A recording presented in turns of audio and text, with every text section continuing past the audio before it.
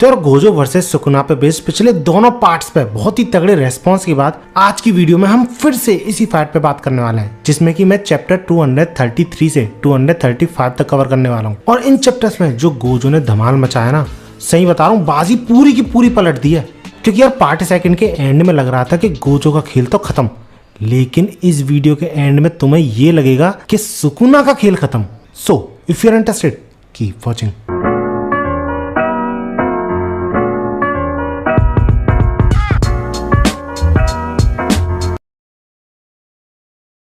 तो पिछले पार्ट में बेसिकली हमने ये देखा था कि कैसे सुकुना उस धर्म चक्र व्हील का यूज करता है सो डेट महोरागा गोजो की इन्फिनिटी को अडेप्ट कर सके। जो होने से रोकने की गोजो पूरी कोशिश तो करता है और एंड में ऐसा ही लगता है कि उसने रोक दिया, क्योंकि वो ब्लैक फ्लैश के साथ अटैक करता है सुकुना पे, जिस वजह से सुकुना ऑलमोस्ट अनकॉन्शियस तक हो जाता है। लेकिन ऐसा होने के बावजूद वो wheel at the end Gojo की इन्फिनिटी को अडेप्ट कर ही लेता है, जो होने के तुरंत ही बाद महोरागा गोजो की ही शैडो से निकल के उसको सरप्राइज अटैक के साथ डैमेज भी पहुंचा देता है। इसके बाद हम चैप्टर 233 यानी इस फाइट में आगे ये देखते हैं कि गोजो पे महोरागा के इस अटैक के बाद सारे सॉर्सरर्स के होश उड़ जाते हैं, पसीने छोड़ने लग जाते हैं, क्योंकि गोजो का one of the most important defence यानी उसका इन्फिनिटी बैरियर यूजलेस हो चुका है महोरागा के सामने। लेकिन स्टिल यूजी ये बोलता है कि he is not finished yet, क्योंकि भले ही महोरागा ने गोजो की इन्फिनिटी अडेप्ट कर ली हो, लेकिन हैंड टू हैंड कॉम्बैट में तो अभी भी गोजो काफी ज्यादा ऊपर है ना महोरागा से। और रही बात इंजरीज की, तो वो गोजो आसानी से हील कर सकता है, लेकिन इतना बोलते ही बीच में उसे रोक देती है शो को, क्योंकि अकॉर्डिंग टू हर ऐसा नहीं है। और इसका रीजन वो ये बताती है कि गोजो का जो कर्स एनर्जी आउटपुट है वो धीरे धीरे ड्रॉप होता जा रहा है, जिस वजह से उसकी हीलिंग एबिलिटी काम तो कर रही है अभी भी, लेकिन काफी ज्यादा स्लो। और अगर गोजो ने जल्दी ही कुछ नहीं किया तो उसकी हीलिंग एबिलिटी जो है वो धीरे धीरे करके ड्रॉप होती जाएगी एंड एट द एंड वो छोटे मोटे वांड्स को भी अपने हील नहीं कर पाएगा। जो सुन के यूजी काफी ज्यादा टेंशन में आ जाता है, लेकिन शोको अपनी बात को कंटिन्यू करते हुए ये बोलती है कि चिंता मत करो, ये सिर्फ गोजो के साथ नहीं है, सुकुना के साथ भी है, उसकी भी हीलिंग एबिलिटी काफी ज्यादा स्लो हो गई है। इसके बाद हमें यह एक्सप्लेन कराया जाता है कि जब मुकाबला किंग ऑफ कर्सेस से हो, हिस्ट्री के सबसे स्ट्रॉन्ग सॉर्सरर से हो, तो किसी की भी पेन गीली हो जाएगी। लेकिन क्योंकि इन सॉर्सरर्स के साथ गोजो था, इसलिए इन सब के मन में होप थी कि हाँ अभी भी जीता जा सकता है। लेकिन ऐसी सिचुएशन को देखते हुए इन सभी के माइंड में सिर्फ एक ही चीज घूम रही होती है, ना चाहते हुए भी, कि क्या आज सातोरू गोजो हार जाएगा। और सिर्फ वही नहीं, यही एग्जैक्टली सेम चीज गोजो के माइंड में भी घूम रही होती है। लेकिन ऐसा होने के बाद गोजो निराश नहीं होता, होपलेस फील नहीं करता, डरता नहीं है, बंदा मुस्कुरा जाता है, क्योंकि उसकी पूरी लाइफ में ये दूसरी बार था जब उसने ये फील किया है। क्योंकि पहली बार उसके साथ ऐसा हुआ था तोजी के अगेंस्ट फाइट में। क्योंकि यार जब तुम सबसे स्ट्रॉन्गेस्ट माने जाते हो, टॉप पर खड़े होते हो, तो तुम हमेशा अकेला फील करते हो, just like Saitama in One Punch Man. लेकिन यहाँ पर गोजो को एक ऐसा अपोनेंट मिला है जिसके की अगेंस्ट फाइट में वो प्रिडिक्ट नहीं कर सकता कि वो जीतेगा भी कि नहीं।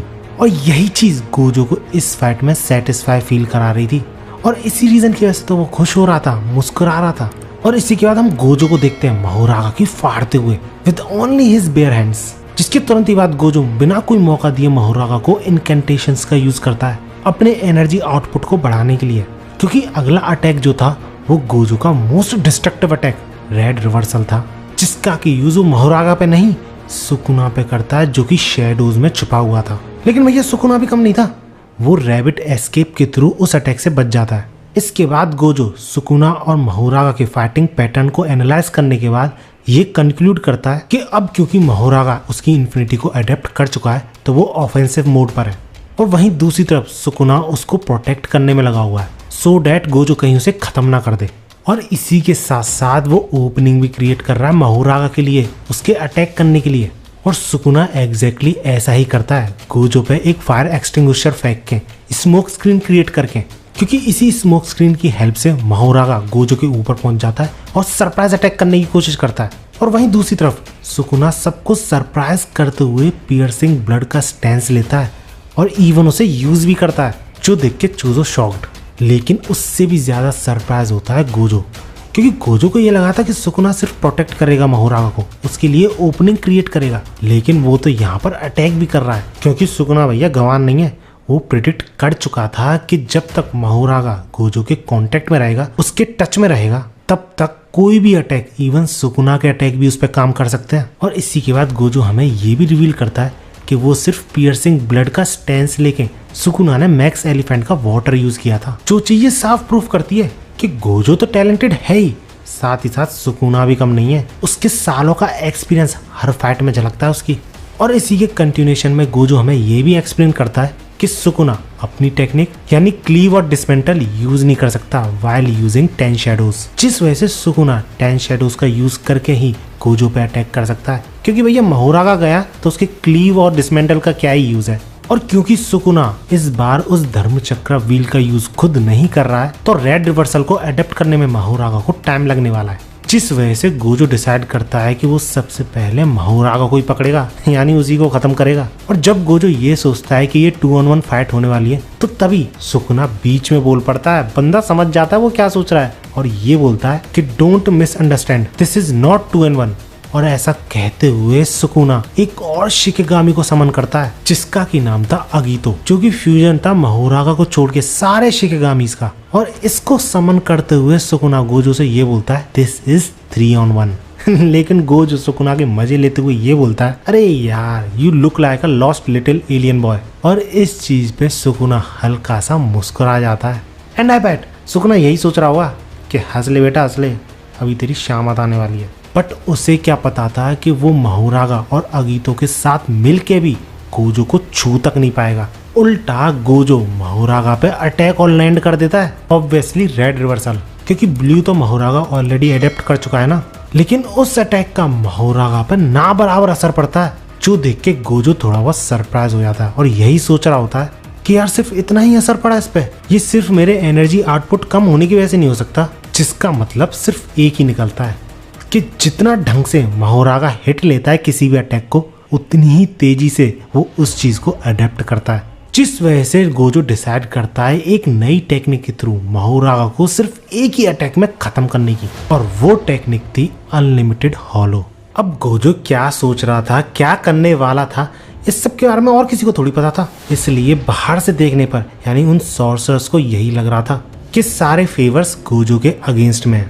और भैया चिंता हो भी क्यों ना, गोजो इतने तगड़े तगड़े अपोनेंट्स के अगेंस्ट में 3-on-1 बैटल कर रहा था, जिस वजह से गोजो का प्रिय शिष्य यूटा चल देता है उस बैटल में एंटर करने के लिए। लेकिन काशिमो उसे तुरंत रोकते हुए ये बोलता है, ओए वापस आ यहाँ पर, उन दोनों की फाइट के बीच में आने की कोशिश भी मत करना। और ऊपर से किसने कहा कि अगला नंबर तेरा है फाइट में एंटर करने का। और काशिमो की इसी बात पे हकारी भी एग्री करते हुए यूटा से ये बोलता है कि काशिमो इज राइट, क्योंकि गोजो ने जाते समय उन सबसे ये बोला था कि जब तक सुकुना इतना वीक नहीं हो जाता कि उनमें से कोई एक जना उसको अकेले संभाल सके, तब तक उन्हें सिर्फ देखते रहना है, फाइट में एंटर नहीं करना है। जिस पे यूटा भी बोल पड़ता है कि सुकुना ऑलरेडी काफी वीक हो चुका है, अपना डोमेन यूज नहीं कर सकता, डोमेन एम्पलीफिकेशन यूज नहीं कर सकता। जिस वजह से वो काफी कॉन्फिडेंटली ये बोलता है कि वो कम से कम उस फाइट में एंटर करके उन दोनों शिकगामी को तो संभाल ही सकता है रिका के साथ, और गोजो के सर से प्रेशर हटा सकता है। और इसी बीच माँ की बोल पड़ती है कि अगर कोई जाता भी है तो वो मैं होंगी। लेकिन फिर भी वो रुकी हुई है, क्योंकि उनमें से अगर कोई भी जाता है तो बहुत बड़ा इंश्योरेंस खो देंगे वो अपनी तरफ से, क्योंकि भैया यूटा छोटा मोटा सॉर्सर तो है नहीं, स्पेशल ग्रेड सॉर्सरर है। लेकिन यूटा इस पर भी एग्री नहीं करता और वो ये बोलता है कि इंश्योरेंस की जरूरत ही नहीं पड़ेगी अगर मैं उस फाइट में एंटर करके गोजो सेंसे के साथ मिलकर सुकुना को खत्म ही कर दूं। और जहां वो सारे यूटा के इस बात का अपोज कर रहे थे, वहीं यूजी यूटा को और बढ़ावा दे रहा था कि हाँ मैं तुम्हारे साथ हूँ, जाओ एंटर करो, क्योंकि तुम्हारा उस फाइट में एंटर करना जरूरी है। अब ये सारी चीजें सुनने के बाद, उनका डिस्कशन देखने के बाद कुसाकाबे का दिमाग खराब हो रहा होता है और वो ये बोलता है कि तुम सारे बच्चे यार एक चीज तक नहीं समझते, कम ऑन यार। इस पे यूटा और यूजी दोनों चुप, जिस पे मीमी ये एक्सप्लेन करती है कि गोजो और सुकुना के जीतने की कंडीशंस अलग अलग हैं, क्योंकि गोजो का काम है सिर्फ सुकुना को हराना, जिसके बाद अगर वो सारे एक साथ मिलके फाइट करें तो शायद केंजाकू को हरा भी सकते हैं। लेकिन वहीं अगर सुकुना की बात करें तो उसे गोजो को हराने के बाद उन सभी का भी सामना करना है।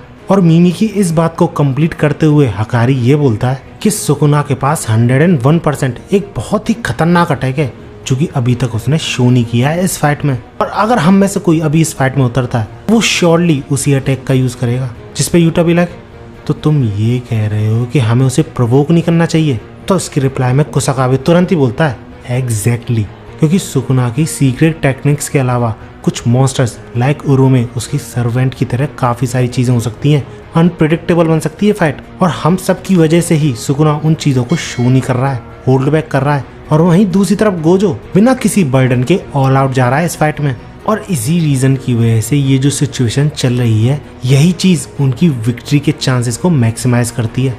अब इस सब को सुन के काशिमो भी लाइक कि यार मॉडर्न सोर्सर्स को ज्यादा ही डेंस है, उन्हें इतनी सी बात समझ में नहीं आ रही कि ये सब बात की बातें हैं। सबसे पहली चीज है कि ये सातोरू गोजो की बैटल है, और चाहे कुछ भी हो जाए ये सही नहीं होगा कि हम उसकी बैटल में बीच में ही कूद पड़े फाइट करने के लिए। इसके बाद सीन चेंज होता है और हमें फाइट दिखाई जाती है, जिसके दौरान सुकुना तो दिखाई नहीं दे रहा होता है, लेकिन महुरागा और अगितो गोजो को छू तक नहीं पा रहे होते हैं, और गोजो मौका देखते ही अगितो पे ब्लैक फ्लैश के साथ अटैक करता है और अगले ही पल उसकी पूंछ को उखाड़ के फेंक देता है। लेकिन इन दोनों चीजों से अगितो काफी आसानी से तेजी से रिकवर कर जाता है, जैसे कि उसके साथ ऐसा कुछ हुआ ही नहीं, क्योंकि अगितो का कोर था ट्रैंक्विल डियर की रीजनरेटिव एबिलिटीज, जिस वजह से उस पर छोटे मोटे अटैक्स का कोई असर ही नहीं पड़ रहा था।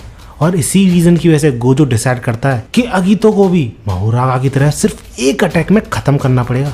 अब अगितो और महुरागा मिलके गोजो को सीरियसली इंजर्ड करने की कोशिश तो करते हैं, लेकिन इंजर्ड तो छोड़ो, गोजो उन दोनों के साथ खेल रहा होता है, उनको सिर्फ एक अटैक में खत्म करने की मौके की तलाश में।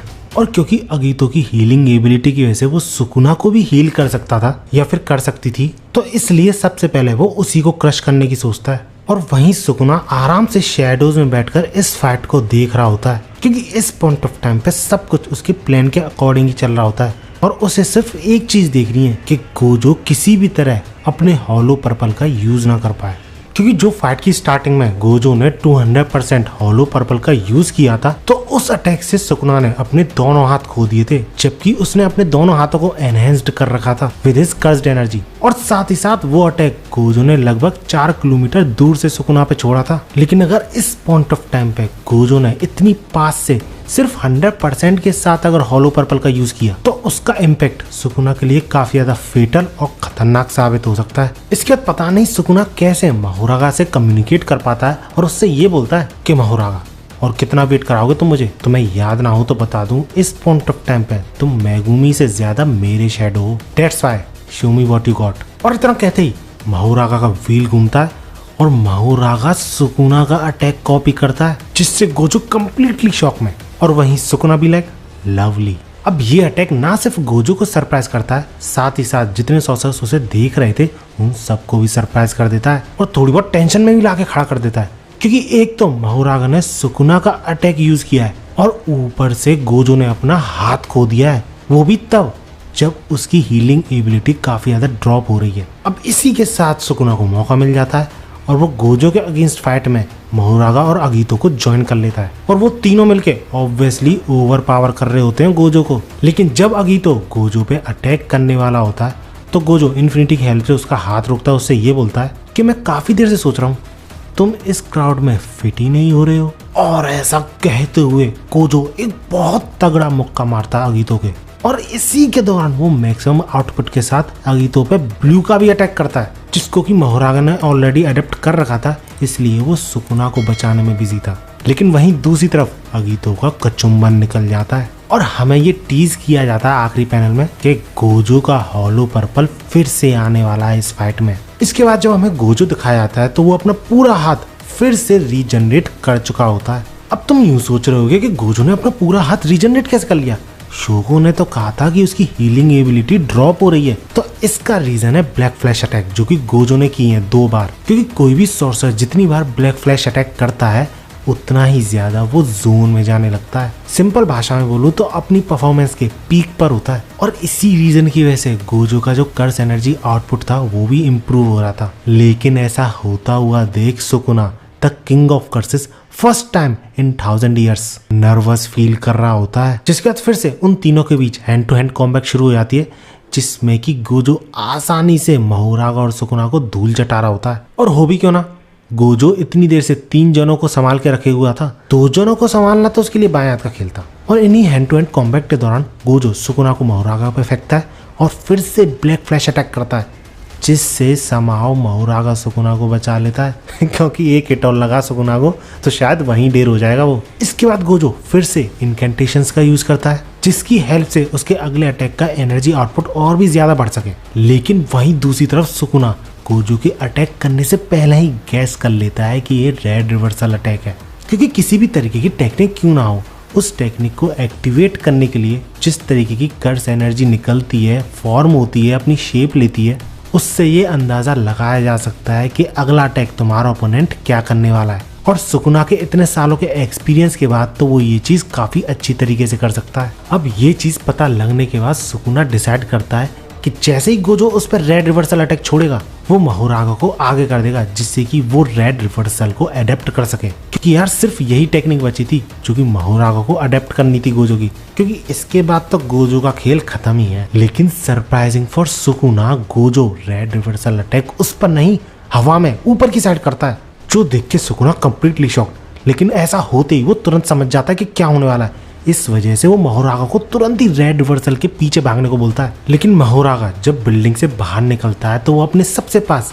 ब्लू स्फीयर को पाता है, और ये वही स्फीयर है जिसने कि अगीतो को खत्म किया था। और क्योंकि ब्लू अटैक्स महोरागा ने अडेप्ट कर रखे थे तो वो इसलिए उसको सबसे पहले डिमोलिश करने की कोशिश करता है, सो डैट रेड और ब्लू मिलके कहीं हॉलो पर्पल क्रिएट ना कर दें। लेकिन गोजो बीइंग लाइक गोजो, बंदा इतना जीनियस था कि वो उसी ब्लू अटैक जो था उसी स्फीयर का यूज करके, अट्रैक्टिव पावर यूज करके महोरागा और उस स्फीयर के बीच में आ जाता है। और रही बात महोरागा की, क्योंकि वो ब्लू को अडेप्ट कर चुका था तो इसलिए ब्लू की अट्रैक्टिव एबिलिटी का असर महोरागा पे नहीं होता है मतलब समझ सकते हो, गोजो ने महोरागा की ताकत को ही उसकी कमजोरी बना दिया। इतने में गोजो महोरागा को एक तगड़ा पंच जड़ देता है, लेकिन उसके पीछे से निकलता है सुकुना, जो कि वाटर के साथ पियर्सिंग ब्लड अटैक करने वाला था। अब इस अटैक के साथ सुकुना गोजो का प्लान फेल करने की कोशिश तो करता है, ब्लू को अपने पियर्सिंग ब्लड के थ्रू डिस्ट्रॉय करके। लेकिन गोजो फिर से इनकेंटेशंस का यूज करके उसी ब्लू की पावर को कई गुना से बढ़ा देता है। ज्यादा देर के लिए नहीं, सिर्फ उसी मूवमेंट के लिए जब पियर्सिंग ब्लड उसको छूता है। और ऐसा होने पर सुकुना का पियर्सिंग ब्लड उस ब्लू ऑर्ब के थ्रू अट्रैक्ट कर लिया जाता है और उसका इफेक्ट नल एंड वॉइड हो जाता है। तभी हमें वापस सोर्सेस दिखाए जाते हैं जहाँ पर कि यूटा सॉरी मांग रहा होता है कुसाकाबे से, क्योंकि ये सब देखने के बाद उसे समझ आ गया था कि अगर वो उस फाइट में एंटर कर जाता तो जो चीज गोजो अब करने वाला है वो कर नहीं पाता, यानी एक बहुत ही तगड़े और खतरनाक आउटपुट के साथ हॉलो पर्पल का यूज। और सही बता रहा हूँ, ये अटैक न्यूक्लियर अटैक से कम नहीं लग रहा था, क्योंकि इस अटैक की रेंज में जो भी कुछ आता है खाक बन जाता है, इंक्लूडिंग महोरागा। और रही बात सुकुना की, बंदा सरवाइव करना तो छोड़ो, उसको खड़े होने में भी प्रॉब्लम आ रही होती है। और इसके बाद गोजो हमें ये एक्सप्लेन करता है कि इस अटैक का नाम था लिमिटलेस पर्पल, जिसका कि कोई टारगेट नहीं होता है, इसकी रेंज में आने वाले हर कोई को ये इक्वली अफेक्ट करता है। लेकिन गोजो का केस अलग था, क्योंकि भैया उसी की तो कर्स एनर्जी से ये अटैक बना है, तो उस पे इम्पैक्ट इस अटैक का बहुत कम हुआ है। अब इस सिचुएशन को देख के कुसाकाबे काफी ज्यादा इम्प्रेस हो जाता है, खुश हो जाता है, क्योंकि इस पॉइंट ऑफ टाइम पे गोजो के पास उसकी हीलिंग एबिलिटी है जो कि काफी ठीक ठाक काम कर रही है, all because of black flash attacks. Mahoraga भी जा चुका है, जिस वजह से उसकी जो इन्फिनिटी है वो और भी ढंग से काम करने वाली है सुकुना पे, उसके सारे अटैक्स काम करने वाले हैं सुकुना पे। लेकिन वहीं दूसरी तरफ अगर सुकुना की बात करें तो उसने ऑलरेडी इस अटैक से काफी भारी डैमेज ले लिया है, उसकी हीलिंग भी काफी स्लो है, महोरागा तो है ही नहीं उसके पास, फिस्ट फाइट में वो गोजो का कुछ बिगाड़ नहीं सकता, and at the end and one of the most important thing, वो डोमेन एम्पलीफिकेशन का भी यूज नहीं कर सकता, जिस वजह से वो गोजो को टच तक नहीं कर सकता। और ये सारी बातें सुन के यूजी समझ जाता है कि कुसाकाबे क्या बोलना चाह रहा है। जी हाँ, बैटल ऑफ द स्ट्रॉन्गेस्ट का विनर है गोजो, सातोरू फ्रीकिंग गोजो। भैया मुझे तो बहुत तगड़ा एंड लगा इस बैटल का। मुझे तुम कमेंट्स में ये जरूर बताना अब इस चीज के बाद कैसे ट्विस्ट आ सकता है। बाकी वीडियो अच्छी लगी तो लाइक जरूर करना, और ऐसे ही वीडियोस के लिए मेरे चैनल को सब्सक्राइब जरूर कर लेना। तुम्हें काफी सारे एनिमेज से रिलेटेड प्लेलिस्ट मिल जाएंगी, सोशल मीडिया हैंडल्स डिस्क्रिप्शन में। मिलते हैं अगली वीडियो में, और भागो।